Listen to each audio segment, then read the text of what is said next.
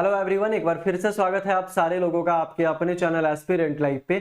जैसा कि आप सारे लोगों को पता है कि बिहार सिविल कोर्ट रीडर का रिजल्ट आ चुका है और इंटरव्यू जो है उसका डेट बहुत जल्द दे दिया गया है। मैंने कुछ दिन पहले वीडियो में भी आपको बताया था कि सर इंटरव्यू डेट बहुत जल्द आ जाएगा, 10 से 15 दिन का आपको समय दिया जाएगा कि भाई इतने समय में आप जितना तैयारी कर सकते हो उतना तैयारी आप कर लो। तो भाई मैं वीडियो लाया हूं, इस वीडियो में हम लोग पूरे डिटेल्स में बात करने वाले हैं। इंटरव्यू का मूल मंत्र क्या होगा, किस तरीके से तैयारी करें जो सफलता मिल जाएगा, और ये लास्ट पड़ाव है हमारा और ये 10 नंबर एक बहुत बड़ा नंबर है जिसको क्वालिफाई आपको करना पड़ेगा। अब क्वालिफाई करने के लिए किन किन बातों का ध्यान रखना पड़ेगा ये आपको मैं बता देना चाह रहा हूं।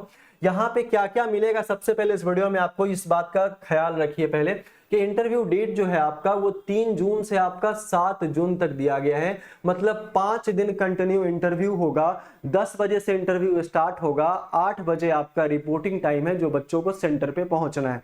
ठीक है, अब यहाँ जो डेट आपका दिया गया है ये आपका 5 दिन का है। 1600 कुछ बच्चों को क्वालिफाई किया गया है, 1194 पोस्ट है भाई। ठीक है, अब इंटरव्यू में हम लोगों को किन किन पॉइंट्स का ख्याल रखना है, प्रेजेंटेशन का ख्याल रखना है, ड्रेस कोड क्या होना चाहिए, एंट्री कैसा होना चाहिए, ग्रेडिंग कैसा होना चाहिए, रिज्यूम क्या होना चाहिए, इंट्रोडक्शन क्या होना चाहिए, और सवाल कहां से आएंगे, सबसे इंपॉर्टेंट बात यहां पे ये है, और किस टॉपिक से ज्यादा सवाल आएंगे, Q&A सेशन हमारा क्या होगा।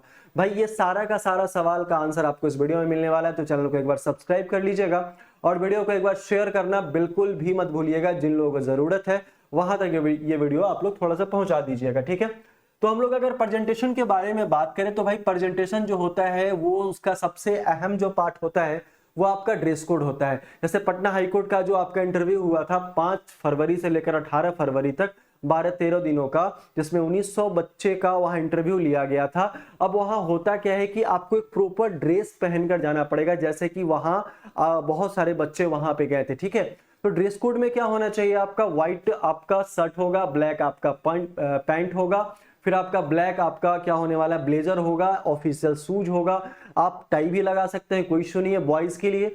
गर्ल्स के बारे में अगर हम बात करें तो साड़ी भी पहनकर जा सकती है वहां पे, या फिर एक डिसेंट लुक में सिंगल कलर का कोई सूट वगैरह भी पहनकर जा सकती है। ठीक है, अब ये ड्रेस कोड हो गया। एंट्री कैसे करें, हम लोग कैसे एंट्री करना है अंदर में बिना गेट नॉक किए हुए, किस तरीके से बैठना है, और बैठने से पहले जितने भी पैनल पे मेंबर होने वाले हैं उन सारे मेंबर को ग्रीट कैसे करना है, ये ज्यादा इंपॉर्टेंट है। रिज्यूम में, रिज्यूम के फॉर्मेट में क्या क्या होना चाहिए, क्या क्या इंपॉर्टेंस है जो जिससे सवाल वहां पे पूछा जा सकता है ना, ये ज्यादा इंपॉर्टेंट है। इंट्रोडक्शन हमारा क्या कितना शॉर्ट होना चाहिए, कितने शॉर्ट बातों में आगे वाले जो सामने वाले जो व्यक्ति हैं उन पे हम अपना बहुत कम शब्दों में ज्यादा प्रभाव डाल सकते हैं, ये ज्यादा इंपॉर्टेंट है। ठीक है, सवाल कहां से आएंगे, सबसे इंपॉर्टेंट सवाल यहां पे ये है।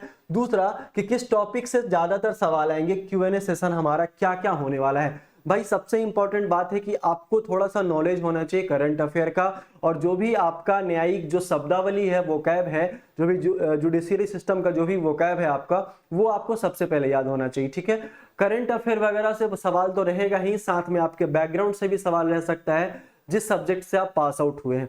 उसके बाद होता क्या है कि अगर आपकी डिग्री में गैप है तो उस गैप के बारे में भी आपसे सवाल पूछा जाएगा, या फिर आप कहीं अगर आप कार्यरत हैं, पहले से पोस्टेड हैं, तो वो जॉब छोड़कर ये जॉब क्यों ज्वाइन करना चाहते हैं। बहुत सारे सवाल का आंसर आपको पहले से तैयार करके रखना पड़ेगा। ठीक है, तो ये तैयार करने के लिए आपको यहाँ पे क्या करना पड़ेगा, बहुत इंपॉर्टेंट चीज का आपको पॉइंट बनाना पड़ेगा।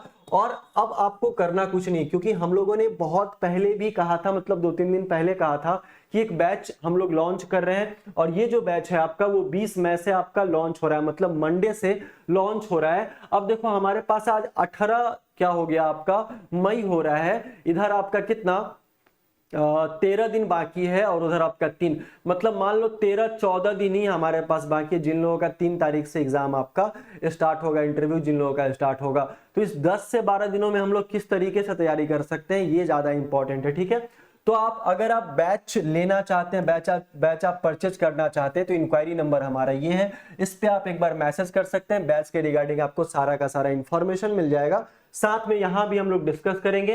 वीडियो को एक बार शेयर करते रहिएगा। जरा ध्यान दीजिएगा, ये जो आपका बैच है इसमें आपको क्या क्या मिलेगा। आपका मैक्सिमम हम लोग कोशिश करेंगे कि 15 मॉक टेस्ट यहां पे अटेंड कर ले।